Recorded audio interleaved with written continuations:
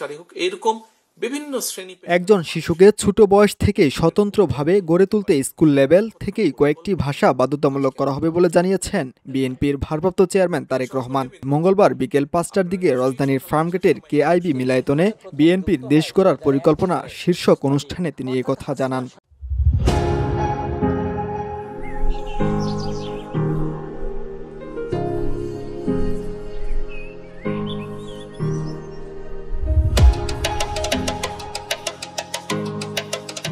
তারেক রহমান বলেন, আমরা পরিকল্পনা নিয়েছি জেলা ও বিভাগ পর্যায়ে টেকনিক্যাল ইনস্টিটিউশন চালু করার।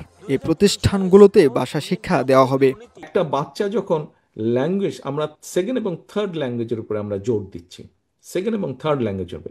এর মধ্যে আমাদের কয়েকটি দেশের সাথে অলরেডি কথা হয়েছে, তারা খুব ইন্টারেস্ট শো করেছে যে তারা এখানে আমাদেরকে ল্যাঙ্গুয়েজ ট্রেনার যারা থাকবে তাদেরকে শিখিয়ে দেবে, শিখিয়ে দিয়ে 10 জন ট্রেনার, বা কথা প্রসঙ্গে উদাহরণস্বরূপ বলছে, তারা তাদের খরচে 10 জন ট্রেনার তৈরি করবে, যারা আরো 100 জন তৈরি করবে, ওই 100 জন আরো 1000 জন তৈরি করবে।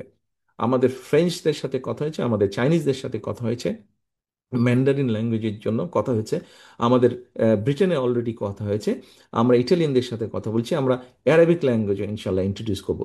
এই ল্যাঙ্গুয়েজগুলো যখন তারা শিখবে, সেকেন্ড থার্ড ল্যাঙ্গুয়েজ যখন শিখবে উইথ ইংলিশ অফকোর্স, এবং যখন একটা বাচ্চা স্পোর্টসে ভালো হবে, কালচার, অর্থাৎ সে কোনো একটা মিউজিক ইকুইপমেন্ট বাজাতে পারবে, অথবা সে স্পোর্টস একটাতে ভালো হবে, সে আর্ট ভালো করতে পারবে এবং ল্যাঙ্গুয়েজ জানবে।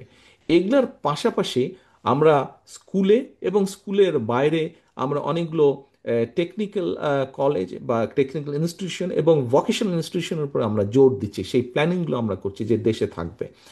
স্কুল লেভেলে কয়েকটি ভাষা বাধ্যতামূলক করা হবে।